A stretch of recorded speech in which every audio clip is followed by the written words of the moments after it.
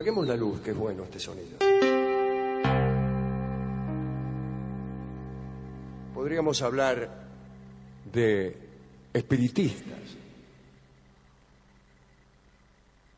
En 1917, un misionero británico que vivía en China se leyó en noches de aburrimiento una biografía acerca de Ana Bolena, que había sido esposa de Enrique VIII y que fue, como saben todos ustedes, ejecutada en 1506 por adúltera.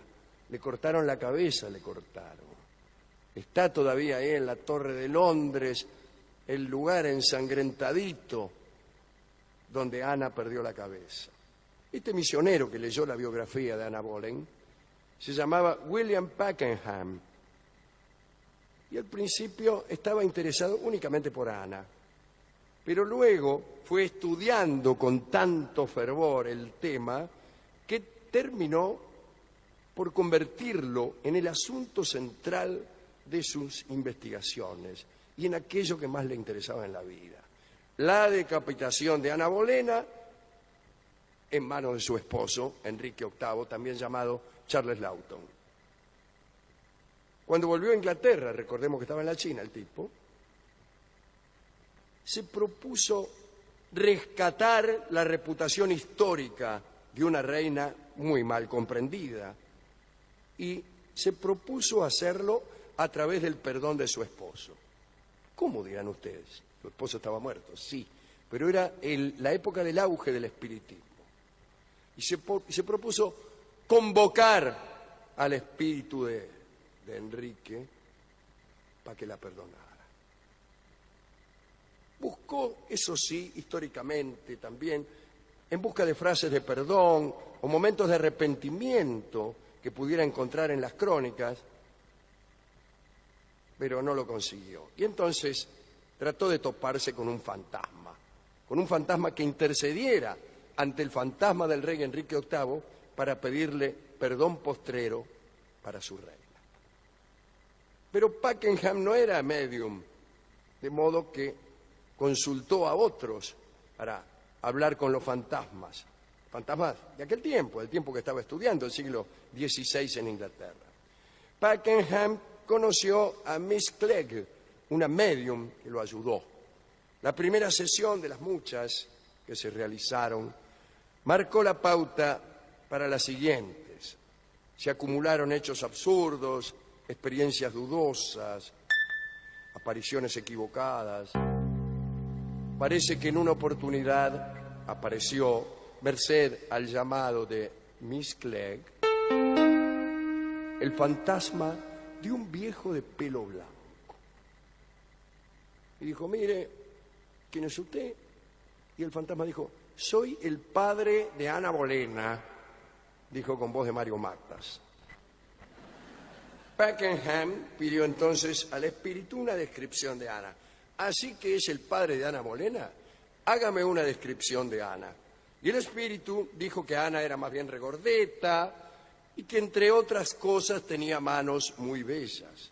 Entonces, indignado, el misionero quiso golpear al espíritu, al que supo un impostor.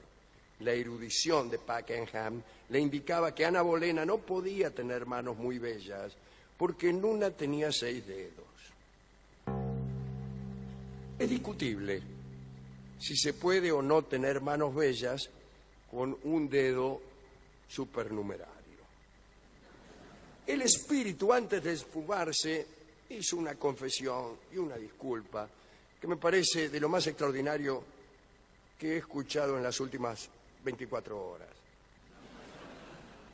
El espíritu dijo que en vida se había dedicado a la impostura y que en la muerte no podía evitar esa condición de impostor y estaba condenado a presentarse por la eternidad fingiendo ser quien no era. Es un personaje extraordinario. Está condenado a presentarse diciendo que es una persona que no es.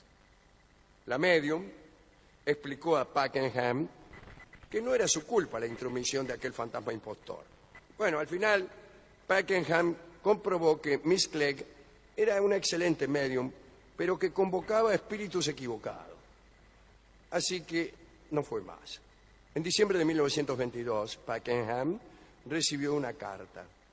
3 médiums muy importantes de Londres, Elinor Kelly, Frederick Blythe Bond y Miss Hester Dowding, sabedores del interés de Pakenham, lo citaron para conversar.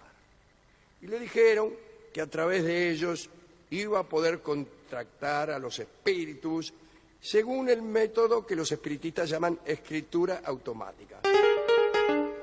Según este método, el medium, en trance, se transformaba en una especie de amanuense, de escribiente del final. Bueno, empezaron una sesión en la casa de Miss Dowding en Chelsea. Y parece que el lápiz de Miss Dowding voló sobre una libreta de apuntes y quedó escrito: estoy aquí, firmado Enrique VIII. La señora continuó escribiendo mientras Kelly y Bond continuaban hablando con el rey, con el espíritu. Empezaron a hacerle preguntas. Primera pregunta al espíritu del rey Enrique VIII. Le preguntaron si sabía que estaba muerto. Y el rey contestó: sí, lo sé, es horrible. Bueno, algunos le dieron el pésame allí. Es curioso que le den a uno el pésame por uno mismo.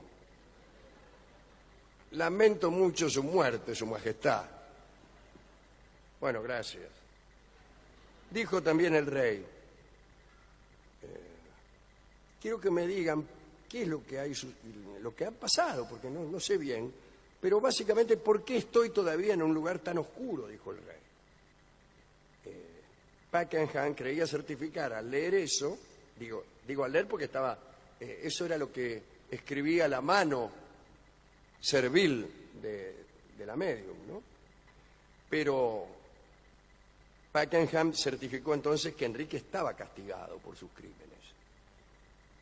El lápiz continuó y el rey dijo que su hija Isabel, la hija de Ana Bolena, no significaba nada para él. Lo dijo allí, empezó a conversar de cualquier cosa, ¿no?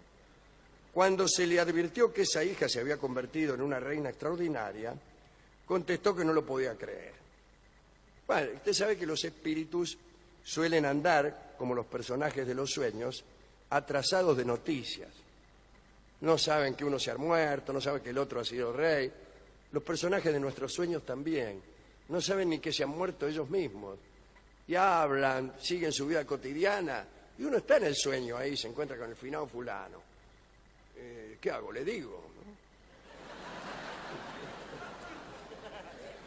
Bueno,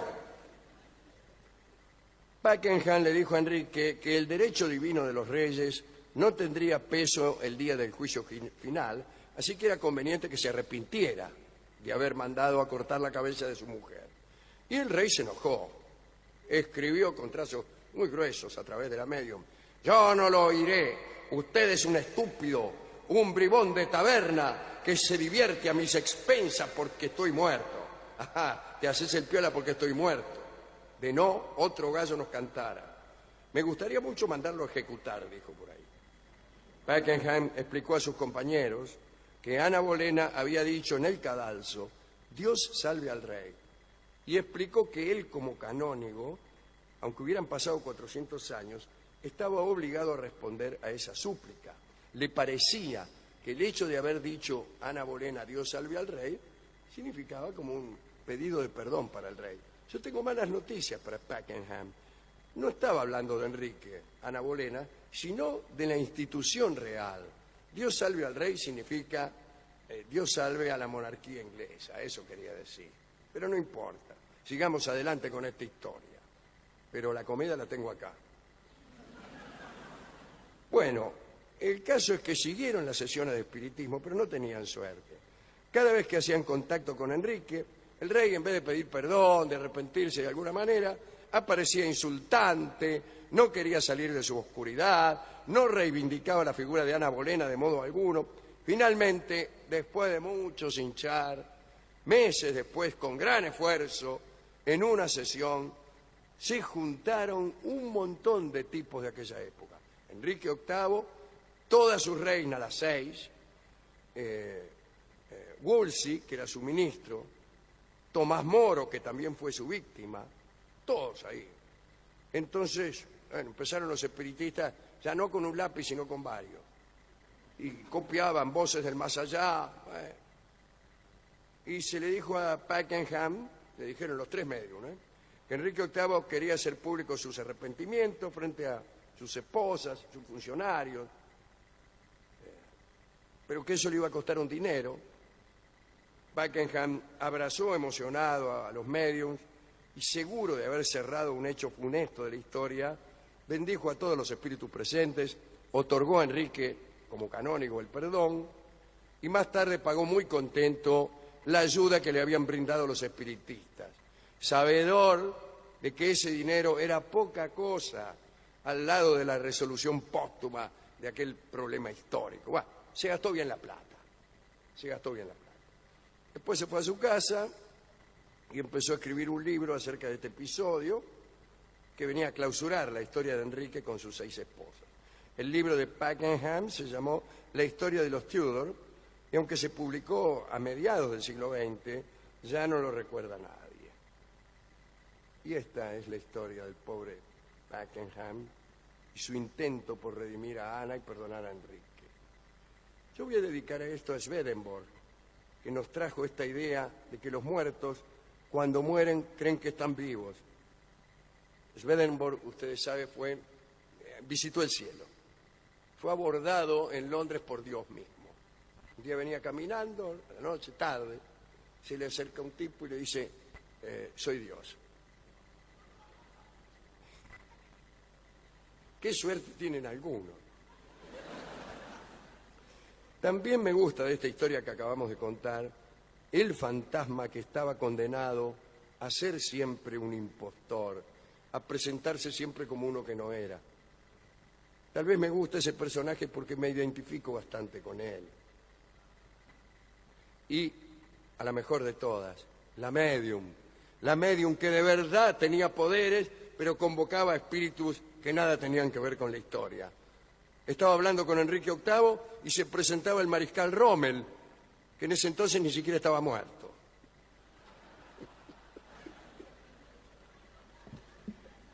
Me pregunto ahora, ¿lo habrán perdonado a Enrique? ¿Estará en el cielo o en el infierno? ¿Y Ana Boleyn se habrá reunido en el más allá con su esposo, pregunto, y con su cabeza también? ¿A cuál de las 6 esposas quería Enrique realmente? A todas. ¿Qué es esto? ¿Por qué elegir una? Bueno, qué cosa.